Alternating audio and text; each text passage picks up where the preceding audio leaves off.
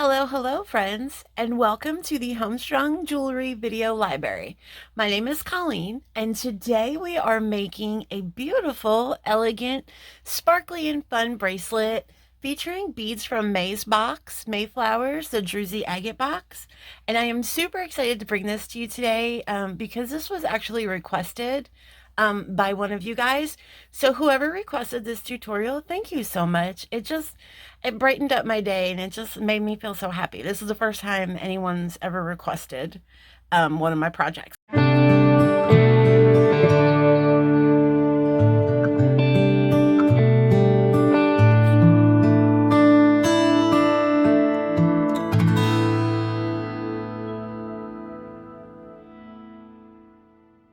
So today from the box, you are going to need that gorgeous rose quartz focal. You are also going to need 14 of these crystal discs. You are going to need 21 of these gold Hishi beads. You're going to need 6 of these beautiful rose quartz rondelles, and you are also going to need 4 of the 6mm morganite rounds. Now, I did pick out 2 that were in the soft pink color, so kind of really fit in, but you can use whatever color that you want. I just wanted to keep this really nice and pinky, you know what I'm saying? Because I don't know, it was the May box and it was spring, and the pinks just really spoke to me. And so from your stash, you are going to need some medium diameter wire. I am using the Softflex in the pink tourmaline color because I just really love how this pink color goes through these crystal beads. I think it just kind of adds, I don't know, it just kind of adds just a little touch of extra color and sparkle in there. So when I use those kind of beads, I like to use the colored bead stringing wire, but that is totally your preference. But I would use a medium diameter wire because some of these beads are a little heavy. These are Hishi beads, so I wouldn't use anything too fine. Also, I'm pulling some 8/0 Tohos from my stash. Oh, look at that cat hair. You guys can use whatever seed beads you want. It doesn't really matter, I don't think so much. It's basically to make, oh, we're going to make this into a button, by the way, if I forgot to mention. But these are to make the loop for a button, and we're going to put a couple in the design, but the 8/0 seem to work really well. But if you want to use maybe an 11/0, you probably could. Yeah, I think that would work. I like this 8/0 though. This is a good size for me. Not too small, not too big. It's perfect. And you're also going to need 2 crimp tubes. As far as tools go, guys, I made it light on you guys today. You only need 2. You need your cutters and you need your crimping pliers. These are my crimping pliers of choice. These are the magical crimping pliers.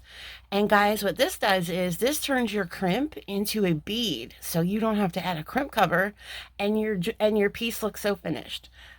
Because I don't do crimp covers because I'm trying to get right with the Lord, and when I do crimp covers, no. So we do these. These are my saving grace. Those keep me in check. Okay. So what we're going to do is we are going to grab our bead stringing wire, and we are going to grab this gorgeous focal. We're going to put this through here like so. You want to bring about this much out. Now we're going to take one of our crimping tubes, and we're going to go ahead and slap that on there. You can do it on either side, it doesn't really matter. This will be a little bit easier. Slide that down.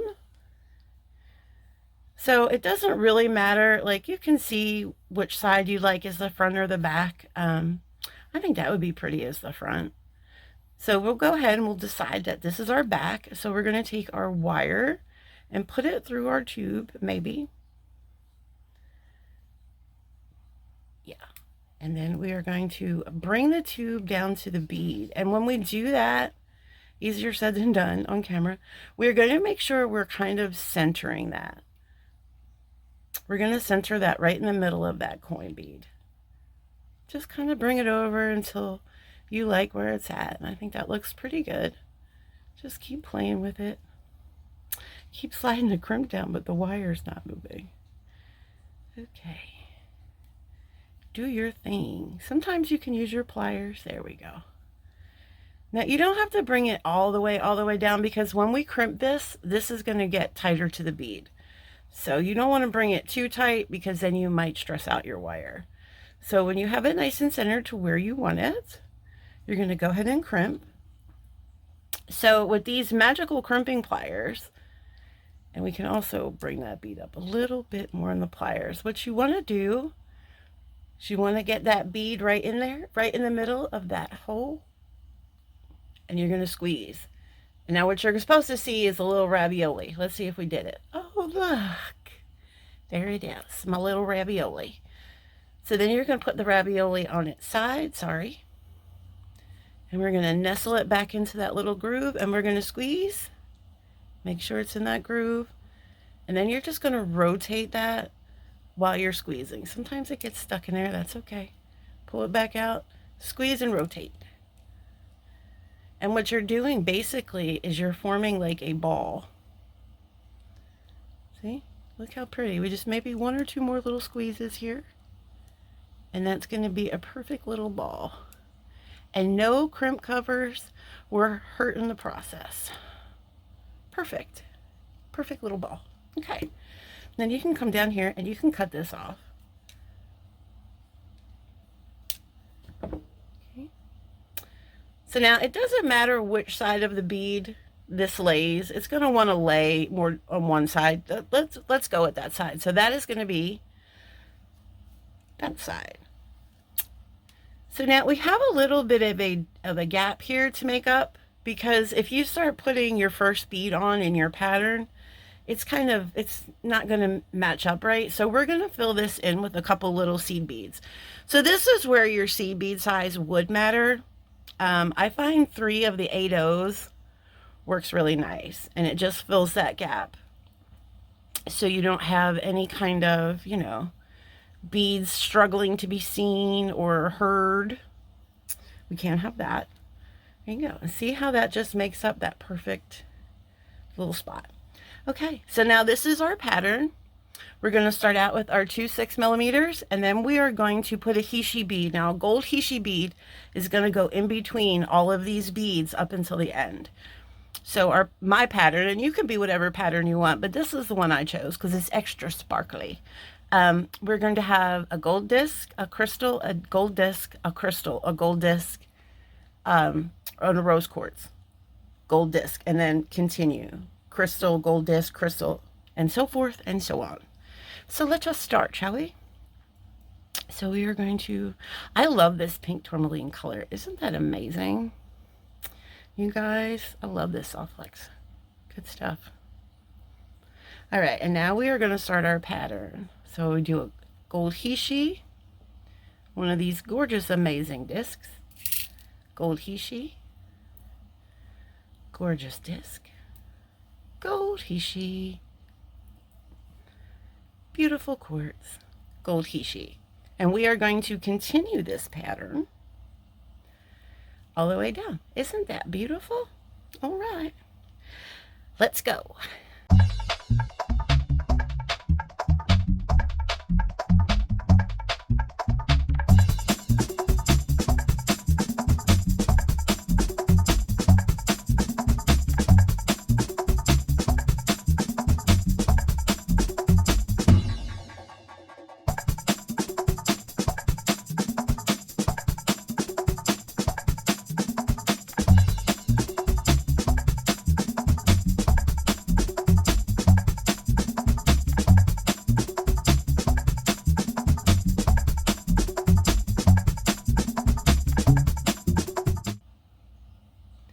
All right, guys, so we are here at the end. We just got to put on these last 2 round guys, maybe.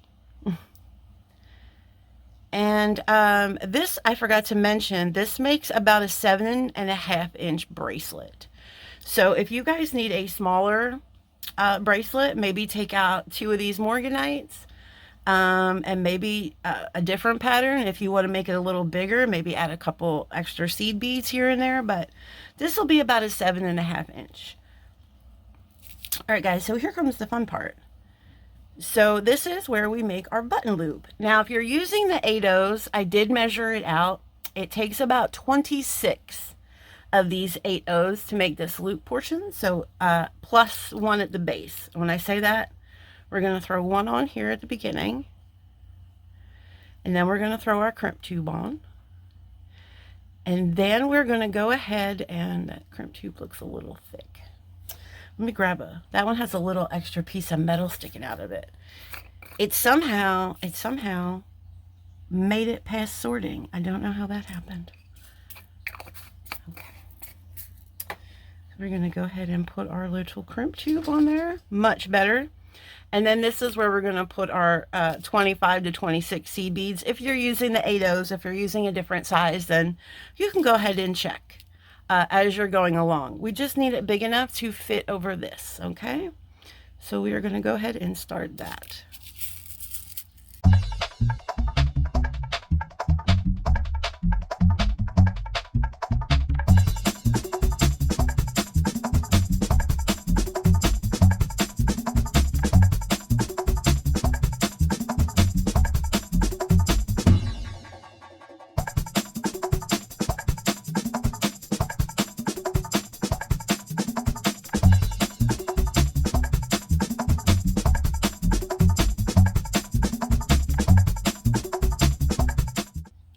All right, guys, we are down here, and that is 25.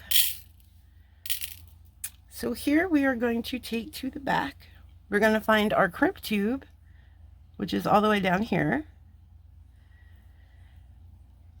And we are going to put this through the crimp tube. Hopefully this crimp tube is cool. And if you can, also try to squeeze it in. Oh, is this crimp tube going to give me an issue? What? Crimp tubes. Foiled by the crimp tubes. Oh, I got it. If you can, also put it through this this seed bead as well. This is kind of why I like to put this seed bead here, and you'll see why. It makes crimping so much easier. So you're going to pull all of this bead and this crimp down. Hold this and pull your bead string wire down, and that's going to bring your loop. And you also want to make sure that your bracelet is also tight. So go ahead and tighten that up. Now, you don't want your bracelet so tight that that it's like kinky and not in a good way. So you want to make sure you have some movement in your bracelet, because it's going to be on the wrist, and there's lots of movement in the wrist. But you also don't want there to be gaps, right? Because nobody likes gaps in their jewelry. So fine, I think that's nice. That's got nice movement. And now this is why I kind of like to put that that wire through that bead, because it's easier to hold on to the wire to hold everything together rather than holding your wire at the crimp. I just think that it makes it harder. And this is going to be already tricky enough, because you want to make sure that you don't crack any of these beads. Not that we don't have a whole little tray full of them, but even so. But you still want to make sure that that is nice and secure. We're not cracking any beads. Ravioli, perfect. And guys, if you're new at these crimping pliers, don't get discouraged.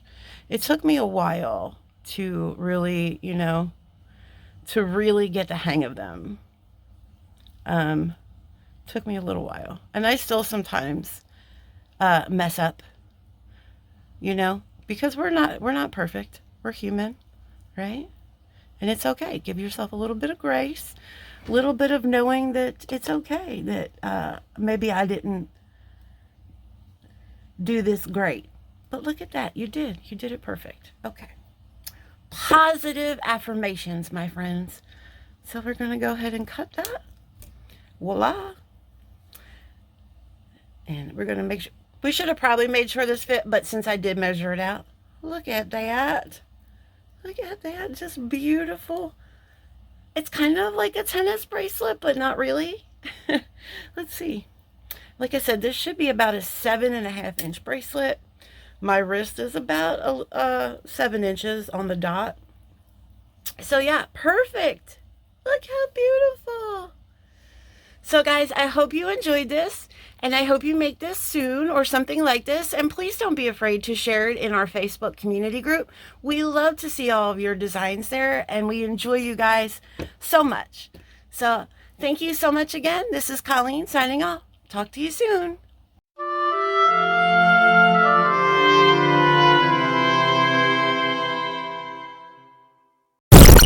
Cut. That's it. That's a wrap.